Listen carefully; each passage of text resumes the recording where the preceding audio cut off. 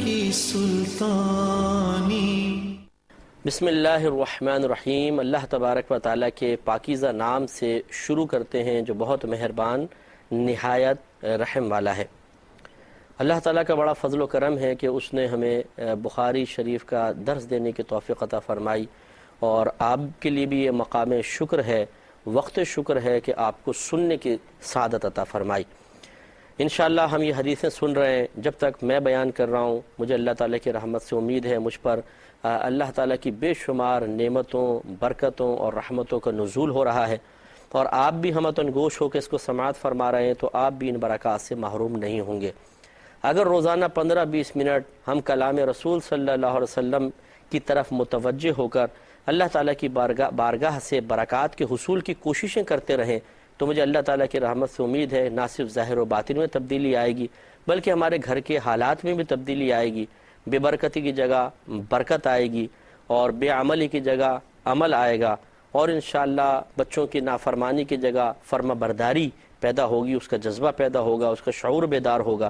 تو خلاصہ کلام یہ ہے کہ قرآن مجید ہو یا احادیث کریمہ ہو، ان کلاموں میں بے شمار برکتیں ہیں، ان کا ذکر باعث نزول رحمت خداوندی ہے، اس کے لیے ہمیں اہتمام کرنا چاہیے، کوشش کرنی چاہیے۔ تو یہ اللہ نے ایک بڑا پیارا موقع عطا کر دیا کہ ہم یہاں اسٹوڈیو میں آپ کے لیے درس کرتے ہیں، اور آپ اپنے گھر بیٹھے بڑے آرام سے اور بلا مبالغہ لاکھوں اور کوئی بعید نہیں ہے کہ کروڑوں لوگ اس درس کو ایٹ اے ٹائم سنتے ہوں اور اکتساب کرتے ہوں۔ اور جتنا بڑا مجمع ہوتا ہے، جتنی بڑی محفل ہوتی ہے، جتنی بڑی مجلس ہوتی ہے، اتنا ہی زیادہ اللہ تعالیٰ کی رحمتوں کا نزول ہوتا ہے۔ اور یہ صحیح حدیث ہے، نبی کریم صلی اللہ علیہ وسلم نے ارشاد فرمایا کہ اللہ تبارک و تعالیٰ کے بعض فرشتے ایسے ہیں جو زمین میں سیر کرتے رہتے ہیں،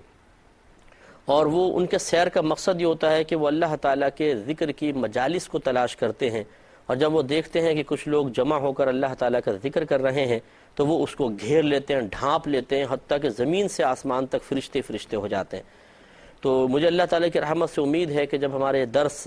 ہوتا ہے، آپ اس کو سماعت فرماتے ہیں تو اللہ تعالیٰ کی طرف سے اس قسم کے انعامات کا بھی ظہور ہوتا ہے جو اگرچہ ہمیں ظاہری نگاہوں سے نظر نہیں آتے، لیکن احادیث کریمہ کی روشنی میں باطنی نگاہ سے ان کو بالکل ملاحظہ کیا جا سکتا ہے۔ اس لیے ہماری گزارش یہ ہے، خلاصہ کلام یہ ہے کہ بہت استقامت کے ساتھ یہ پروگرام سماعت فرمائیں، آپ خود بھی دیکھیے، دوسروں کو ترغیب دیجیے، اور کوشش کریں کہ آپ جو ہم اس میں نکات ذکر کرتے ہیں حدیث نمبر کے ساتھ آپ اس کو نوٹ کرتے جائیے، اور جب آپ رات کو لیٹیں سونے لگیں اس سے پہلے ذرا ایک دو دفعہ اس کو دیکھ کر آنکھیں بند کر کے اپنا احتساب کریں، اپنا محاسبہ کریں، تاکہ ہمارے اندر ایک چینج آئے، ایک تبدیلی آئے، اور ایک خوشگوار تبدیلی جو اللہ تعالیٰ کو پسند ہے، اس کے حبیب کریم صلی اللہ علیہ وسلم کو محبوب ہے، جو فرشتوں کو اچھی لگتی ہے، جس کو لوگ بھی لائک کریں گے، اور انشاءاللہ عز و جل اس کے بعد جو ہمارے اندر ایک باطنی نور پیدا ہوگا وہ نفس و شیطان کی گرفت کو کمزور سے کمزور تر کرے گا، اور اس کی برکت سے پھر نیکیوں پر استقامت اور گناہوں سے اجتناب پر پابندی اور ہمیشگی حاصل ہو جائے گی، اور رضا الہی حاصل کرنا بے حد آسان ہو جائے گا۔ تو 55 حدیثیں آپ کی خدمت میں عرض کر چکے ہیں، 56ویں حدیث عرض کرتے ہیں۔ یہاں پہلے ایک بات سماعت فرما لیں کہ لفظ حدیث نبی کریم صلی اللہ علیہ وسلم کے قول، فعل اور تقریر تینوں پہ بولا جاتا ہے۔ قول کا مطلب آپ نے جو کلام فرمایا، فعل یعنی جو آپ نے کام کیا اسے بھی حدیث کہتے ہیں۔ جیسے ایک راوی بیان کریں کہ نبی کریم صلی اللہ علیہ وسلم نے اس طرح وضو کیا، ہم اسے بھی حدیث کہیں گے، حالانکہ سرکار کچھ بھی نہیں فرما رہے، ایک فعل ذکر کیا گیا ہے لیکن فعل پر بھی حدیث کا اطلاق ہوتا ہے۔ اور ایک ہوتی ہے تقریر۔ تقریر کا مطلب ہوتا ہے، ویسے لفظی معنی ہے پختہ کرنا۔ ہوتا ایسا ہے کہ نبی کریم صلی اللہ علیہ وسلم بعض اوقات کسی صحابی کو کوئی کام کرتے ہوئے دیکھتے تھے، یا کوئی آپ کے سامنے کوئی کلام کر رہا ہے، اب چونکہ نبی پر فرض ہے کہ اگر کوئی غلط کام کر رہا ہو یا غلط بات کہہ رہا ہو تو فوراً اس کی اصلاح کریں اور اس برائی کو ختم کریں، خاموش نہیں رہ سکتے ہیں۔ ہاں جب تک اللہ کا حکم ہو تو ایک الگ بات ہے کہ اگر کسی چیز کے بارے میں ابھی اللہ تعالیٰ نے حکم نہیں دیا کہ اس کو روکا جائے تو وہ ایک الگ مسئلہ ہے۔ جیسے اول اسلام میں شراب لوگ پیتے تھے، سرکار نے باقاعدہ اس کی ممانعت نہیں فرمائی، پھر جب حکم نازل ہوا تو منع فرمایا، وہ ایک الگ چیز ہے۔ لیکن اگر ہوتا یہ اگر کوئی برا عمل کر رہا ہے تو اللہ کے نبی اللہ کی اجازت سے فوراً اس پہ روکیں گے، خاموش نہیں رہیں گے، کیونکہ ان کو نصیحت کرنا فرض ہے۔ اور اسی طرح کوئی غلط بات آپ کے سامنے بولے گا تو آپ اس کو روک دیں گے۔ لیکن اگر ایسا ہو کہ کسی نے بات کہی اور آپ خاموش رہے، اور کسی نے کوئی عمل کیا اور آپ نے اس کی تردید نہیں کی، اصلاح کے لیے کوئی کلام نہیں کیا، تو آپ کا خاموش رہنا ہی اس فعل یا اس قول کے جائز ہونے کی دلیل ہوتی ہے۔ اب اگر کسی حدیث میں ذکر کر دیا جائے کہ نبی کریم صلی اللہ علیہ وسلم نے ایک صحابی کو کرتے ہوئے دیکھا اور آپ نے انہیں منع نہیں فرمایا، بس اتنی بات اگر آ جائے گی، یہ بھی ایک حدیث ہے، اس کو حدیث تقریری کہتے ہیں، یعنی خاموش رہ کر کسی کے قول یا فعل کے جائز ہونے کو پختہ کرنا، یہ نبی کریم صلی اللہ علیہ وسلم سے ثابت ہوتا ہے۔ تو حدیث کا اطلاق نبی کریم صلی اللہ علیہ وسلم کے قول، فعل اور تقریر پر ہوتا ہے۔ اسی طریقے سے لفظ حدیث کا اطلاق صحابی کے قول، فعل اور تقریر پر بھی ہوتا ہے۔ تو اب جو حدیث امام بخاری رحمۃ اللہ علیہ لا رہے ہیں، یہ حضرت مغیرہ بن شعبہ رضی اللہ تعالی عنہ کا کلام ہے، جس کو آپ باقاعدہ حدیث کے عنوان سے ذکر کر رہے ہیں۔ تو یہ آپ وضاحت یہاں پہ کرنا مقصود تھا کہ صحابی کا اگر کلام بھی ہوگا اسے بھی حدیث کہا جائے گا۔ لہٰذا یہ 56ویں حدیث ایک صحابی کا کلام ہی ہے۔ یہ حضرت مغیرہ بن شعبہ رضی اللہ تعالی عنہ تھے، اور کوفہ میں آپ کا انتقال ہوا تھا 50 سن ہجری میں، طاعون کی بیماری میں آپ کا وصال ہوا تھا، آپ وہاں کے باقاعدہ امیر تھے۔ تو جب آپ کا انتقال ہونے لگا، اس سے پہلے آپ نے منبر پر ایک چھوٹا سا خطبہ دیا تھا، اس خطبے کو یہاں پر امام بخاری رحمۃ اللہ علیہ نے نقل فرمایا ہے، وہ میں آپ کی خدمت میں ترجمہ عرض کرتا ہوں۔ تو حضرت یہ راویز کے ہیں زیاد بن علاقہ رضی اللہ تعالیٰ عنہ کہتے ہیں کہ میں نے جریر بن عبداللہ سے یہ بات سنی کہ جس دن حضرت مغیرہ بن شعبہ رضی اللہ تعالیٰ عنہ کا انتقال ہوا تھا، اس سے انتقال سے پہلے آپ منبر پر کھڑے ہوئے، پس آپ نے اللہ تبارک و تعالیٰ کی حمد اور ثنا بیان کی، اور پھر لوگوں کو نصیحت کرتے ہوئے ارشاد فرمایا کہ تم پر اللہ تبارک و تعالیٰ سے ڈرنا لازم ہے، وہ اللہ تعالیٰ جو وحدہ لا شریک ہے، اور تم پر لازم ہے کہ تم وقار اختیار کرو، سکینہ اختیار کرو، یعنی تمہاری طبیعتوں میں وقار ہونا چاہیے، اور تم پرسکون رہو، طبیعتوں کے اندر اضطراب، بے قراری کہ جو انسان کو غیبت پر، چغلی پر یا فتنہ فساد کی طرف ابھارے، اسے تم ترک کرو، تم پہ لازم ہے کہ سکون اختیار کرو، یہاں تک کہ تمہارے پاس تمہارا امیر آ جائے، یعنی میرے وصال کے بعد دوسرا امیر آ جائے، اس میں کوئی آپس میں لڑائی جھگڑا فتنہ فساد نہیں کرنا ہے، بلکہ بالکل تم اپنے اگلے امیر کے آنے تک پرسکون رہو۔ پھر کہا کہ بس ان قریب وہ تمہارا امیر تمہارے پاس آئے گا، یعنی دوسرا امیر آئے گا۔ پھر اپنے بارے میں فرمایا کہ تم اپنے اس امیر کے لیے اللہ تعالیٰ کی بارگاہ سے معافی طلب کرو، اس کے امیر کے لیے عفو مانگو، یعنی میرے لیے دعائیں مغفرت کرو، میرے اعمال کے بارے میں اللہ تعالیٰ کی بارگاہ میں عرض کرو کہ اللہ تعالیٰ مجھ سے درگزر کا معاملہ فرمائے۔ راوی کہتے ہیں فَإِنَّهُ كَانَ يُحِبُّ الْعَفْوَ، گویا کہ مغیرہ بن شعبہ رضی اللہ تعالیٰ عنہ عفو کو، معاف کرنے کو، درگزر کرنے کو پسند فرماتے تھے۔ تو اس لیے آپ نے صحابہ جو اپنے ساتھی تھے ان سے کہا کہ میرے لیے اللہ تعالیٰ سے عافیت مانگو، عفو طلب کرو۔ پھر انہوں نے کہا کہ اما بعد، حمد و صلوات کے بعد، بس میں نبی کریم صلی اللہ علیہ وسلم کے پاس آیا تھا اور میں نے عرض کی تھی کہ یا رسول اللہ صلی اللہ علیہ وسلم، میں آپ سے بیعت اسلام کرنا چاہتا ہوں۔ تو نبی کریم صلی اللہ علیہ وسلم نے مجھ پر یہ شرط رکھی تھی، یعنی لازم کر دیا تھا کہ میں ہر مسلمان کے ساتھ خیر خواہی کروں۔ تو یہ کہتے ہیں پس میں نے اس بات پر نبی کریم صلی اللہ علیہ وسلم سے بیعت کی تھی، اور یہ فرمایا کہ اس مسجد کے رب کی قسم کہ بے شک میں تمہارا خیر خواہ ہوں۔ اور پھر فرمایا کہ پھر آپ نے، راوی کہتے ہیں، پھر آپ نے استغفار کیا، اللہ تعالیٰ سے مغفرت طلب کی اور منبر سے اتر آئے۔ تو یہ ایک چھوٹا سا خطبہ ہے حضرت مغیرہ بن شعبہ رضی اللہ تعالی عنہ کا، جو آپ نے اپنی وفات سے کچھ دیر پہلے ارشاد فرمایا، اور اس کو حدیث کہہ کر امام بخاری نے ذکر کیا، جیسے کہ میں نے آپ کو بتایا کہ صحابی کے قول پر بھی حدیث کا اطلاق ہوتا ہے، اور اس کو ذکر اس لیے خاص طور پہ کر دیا کہ اس میں حضرت مغیرہ بن شعبہ رضی اللہ تعالیٰ عنہ نے نبی کریم صلی اللہ علیہ وسلم کی ایک حدیث بھی ذکر کر دی ہے، اس لیے ایک حدیث بھی اس میں بیان ہو گئی۔ تو اب آپ کے تھوڑا سا ہم اس پہ دیکھ لیتے ہیں۔ آپ نے فرمایا کہ میں تم پر اللہ تعالیٰ وحدہ لا شریک سے ڈرنا لازم کرتا ہوں، تم پہ لازم ہے کہ اللہ تعالیٰ سے ڈرو۔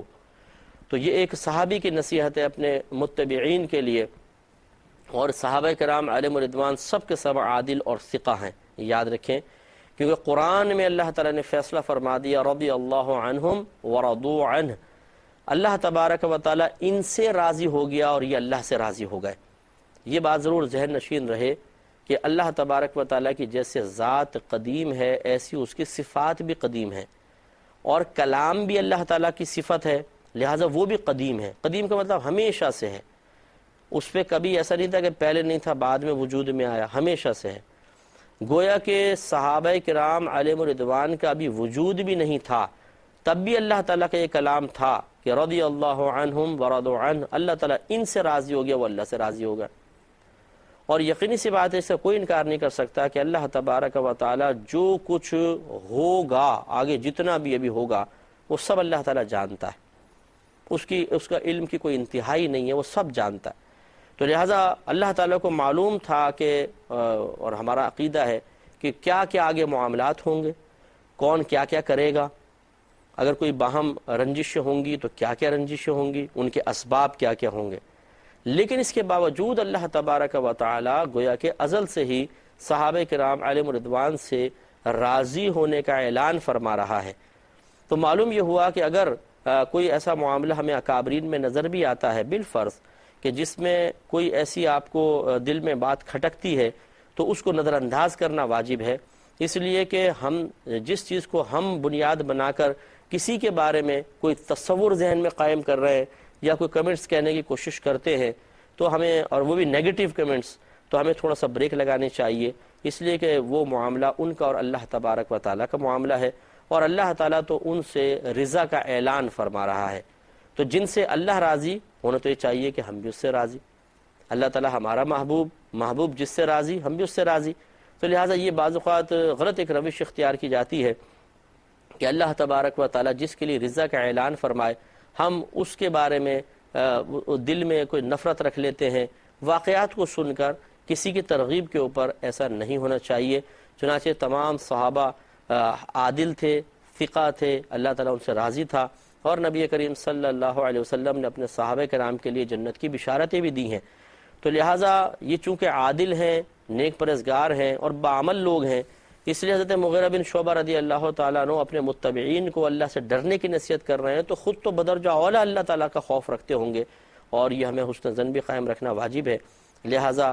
آپ نے وقار، سکینہ اور اللہ تعالیٰ سے ڈرنے کی تلقین فرمائی۔ ہمیں آپ کو بھی چاہیے کہ اللہ سے خوف کریں۔ اللہ سے ڈرنے کا مطلب اللہ کے عذاب سے ڈرنا، اس کی گرفت سے ڈرنا، اس کی پکڑ سے ڈرنا، اس کے طرف سے میدان معاشر میں ذلیل کر دیے جانے سے ڈرنا۔ تو اس سے ہمیں خوف رکھنا چاہیے اور ایسے عمل نہیں کرنا چاہیے کہ جس کی وجہ سے اس قسم کا معاملہ ہو۔ اپنی طبیعتوں میں وقار اور سکون پیدا کرنا چاہیے۔ ہماری طبیعتوں میں جلد بازی بہت زیادہ ہے، ہم کسی سے ناراض ہونے میں بہت جلدی کرتے ہیں، کسی پہ تبصرہ کرنے میں بہت جلدی کرتے ہیں، کسی کو نیچا دکھانے میں بہت جلدی کرتے ہیں، کسی سے انتقام لینے میں، بدلے لینے میں بہت جلدی کرتے ہیں۔ ایسا نہیں ہونا چاہیے، کیونکہ جو جلد بازی کرتا ہے بعد میں پچھتاتا ہے، افسوس ہوتا ہے، ندامت ہوتی ہے، اسے احساس ہوتا ہے کہ یار میں برداشت کر لیتا اچھا تھا، میں نے ظلم کر دیا کسی کے ساتھ، اس نے کم کیا تھا، کیا برا تھا، لیکن میں نے تو بہت زیادہ برا کر دیا، پہلے وہ ظالم تھا میں مظلوم، اگر اسی طرح میدان معاشر میں پہنچتا تو مظلوم اٹھتا، لیکن جب میں نے بدلہ لے لیا تو وہ مظلوم ہو گیا اور میں ظالم۔ اب میدان معاشر میں جب اٹھیں گے تو میں ظالموں کے فہرست میں ہوں گا، ظالموں کی لائن میں ہوں گا، اور وہ مظلوموں کے ساتھ کھڑا ہوگا۔ اور اللہ تبارک و تعالیٰ اور اس کے رسول کریم صلی اللہ علیہ وسلم کی تائید مظلوم کے ساتھ ہے، ظالم کے ساتھ تو نہیں۔ تو پھر انسان کو تھوڑی ندامت بھی ہوتی ہے۔ تو اس لیے ہمیں پہلے ہی اپنی طبیعت میں کچھ وقار، سنجیدگی، متانت، سکون پیدا کرنا چاہیے۔ یہ بے قراریاں، فوری طور پہ کیے گئے فیصلے اور ان پہ فوراً عملی اقدامات، یہ بعض اوقات بہت نقصان کا باعث ہوتے ہیں۔ اس نصیحت سے ہمیں یہ بھی حاصل ہوتا ہے، اور خصوصاً میں بہنوں کی خدمت میں عرض کروں گا کہ یہ بہت ہی جلد باز ہوتی ہیں، بہت ہی زیادہ تیزی کے ساتھ فیصلے کرتی ہیں۔ اور میں نے جو میری اتنی لائف ہے یہ تبلیغ دین کے سلسلے میں اور افتاء کے سلسلے میں، فتووں کے سلسلے میں، ہم نے دیکھا ہے کہ بہنیں جلدی فیصلہ کرتی ہیں اور بعد میں بہت زیادہ پچھتاتی ہیں، افسوس کرتی ہیں، اور پوری زندگی بھی جلتی کڑتی رہتی ہیں، بعض اوقات اس قسم کے نقصانات کا شکار ہو جاتی ہیں۔ تو ایسا ہونا نہیں چاہیے۔ سکون اور وقار اپنی طبیعت میں پیدا کرنا چاہیے، اور فیصلہ کرنے سے پہلے اچھے لوگوں سے مشاورت، گہرا غور و تفکر، بہترین انداز سے تدبیر اختیار کرنا، انداز خوبصورت اختیار کرنا، اور پھر اس کے بعد کوئی عملی قدم اٹھانا ہونا چاہیے، تو انشاءاللہ ندامت یا تو بالکل ہوگی ہی نہیں یا بہت ہی کم ہوگی۔ انشاءاللہ آپ آزما کر دیکھیں، بہت ہی فائدہ ہوگا۔ یہاں تک کتاب کیفا بدأ الوحی آپ کو پتہ ہے کہ وہ شروع ہوئی تھی، اس کے بعد کتاب الایمان تھا، اس کے بعد اب کتاب العلم کا آغاز ہوا ہے، جس میں اکثر وہ حدیثیں امام بخاری رحمۃ اللہ علیہ لے کر آئے ہیں جن کا تعلق علم سے ہے۔ تو یہ ذکر کرتے ہوئے کہتے ہیں بسم اللہ الرحمن الرحیم، اس پہ ایک باب قائم کیا کہ باب فضل العلم، علم کی فضیلت کا باب۔ اس پہ اللہ تعالیٰ کے فرمان لے کر آئے ہیں کہ قول اللہ عز وجل، اللہ تبارک و تعالی کے قول کا باب کہ یرفع اللہ الذین آمنوا منکم والذین اوتوا العلم درجات واللہ بما تعملون خبیر۔ امام بخاری یہ آیت لے کر آئے جس کا مفہوم ہے کہ بلند فرمائے گا اللہ تبارک و تعالی ان لوگوں کو کہ جو ایمان لائے اور تم میں سے، اور ان لوگوں کو جن کو علم دیا گیا۔ اور کس طرح بلند فرمائے گا؟ درجات، کئی درجے بلندی عطا فرمائے گا۔ اور اللہ تبارک و تعالی جانتا ہے جو کچھ تم کر رہے ہو، وہ خبیر ہے، خبر رکھنے والا ہے۔ تو اس آیت کریمہ سے گویا کہ امام بخاری رحمۃ اللہ علیہ نے فضیلت علم پر استدلال کیا ہے کہ اللہ تعالیٰ نے بیان فرمایا کہ مومنین کے درجوں کو بلند فرمایا، تو مومنین میں تو علماء بھی داخل ہیں، لیکن پھر الخاص علماء کا تذکرہ کیا کہ ان لوگوں کو اللہ تعالیٰ کئی درجے عطا فرمائے گا کہ جو صاحب علم ہیں۔ اس کا مطلب ہے کہ ہر مومن دوسرے تمام جو قومیں ہیں، کفار ہیں، منافقین ہیں، مشرکین ہیں، ان سے ممتاز ہے، اللہ نے اس کو درجہ عطا فرمائے ہیں۔ اور پھر مومنین میں صاحب علم لوگوں کے درجات اللہ تبارک و تعالی نے بلند فرمائے ہیں۔ جب نص قطعی سے ثابت ہو گیا کہ اہل علم کے درجات اللہ تعالی نے بلند فرمائے ہیں، تو پھر وہ ہمارے بھائی بہن تھوڑا سا غور و تفکر کریں کہ جو اپنے قول سے، اپنے فعل سے، اپنی کوششوں سے اہل علم کے مقام کو گھٹانے کی کوشش کرتے ہیں، ان کا ذکر حقارت کے ساتھ کرتے ہیں، توہین کے ساتھ کرتے ہیں۔ وہ نہیں چاہتے کہ جو اچھے علماء ہیں ان کی بھی کوئی عزت معاشرے میں بنے۔ دیکھیں خرابی ہر جگہ ہوتی ہے، کوئی انکار نہیں کر سکتا کہ کالی بھیڑیں ہر شعبے میں ہیں، تو اہل علم طبقے کے اندر بھی خراب قسم کے لوگ ہو سکتے ہیں، لیکن ایک دو کو بنیاد بنا کر سب کے اوپر کیچڑ اچھالنے کی کوشش کرنا یہ قطعاً غیر مناسب ہے۔ اگر آپ کے خاندان میں ایک شخص چوری کرے اور کوئی کھڑا ہو کر بولے کہ تو پورا خاندان ہی چور ہے، تو آپ کو بھی تکلیف ہوگی، اذیت ہوگی کہ بھئی ایک شخص نے اگر کیا، اگر اس کا تعلق ہمارے خاندان سے ہے تو اس کا مطلب یہ تو نہیں ہے کہ پورا خاندان چور ہو گیا۔ آپ یہ کیسے کہہ رہے ہیں؟ آپ کو برا محسوس ہوگا، آپ اسے غلط کہیں گے۔ اس طرح طبقہ علماء میں اگر کوئی شخص غلطی کرتا ہے، بالفرض آپ کے نزدیک غلطی ہے بھی، تو اس سے دیگر علماء کا وقار کیسے زائل ہو جائے گا؟ ان کے اوپر کیچڑ اچھال کر کیوں اپنی آخرت کی بربادی کا ہم سامان کریں؟ کیونکہ عالم کی عزت قائم رکھنا یہ بہت ضروری ہے، واجب ہے، اور جو لوگ اس کے خلاف کام کرنے کی کوشش کریں گے پھر وہ اللہ تعالیٰ کی بارگاہ سے اس کا برا نتیجہ بھی بھگتیں گے، کیونکہ جس کو اللہ بلند کرنا چاہے ہم اسے گھٹانے کی کوشش کریں، یہ اللہ تعالیٰ کی ناپسندیدگی والا کام ہے، اس پہ سزا ملے گی۔ اللہ تعالیٰ ہمیں اس سے بچنے کی توفیق عطا فرمائے، آمین۔ وآخر دعوانا ان الحمد للہ رب العالمین۔ اے اللہ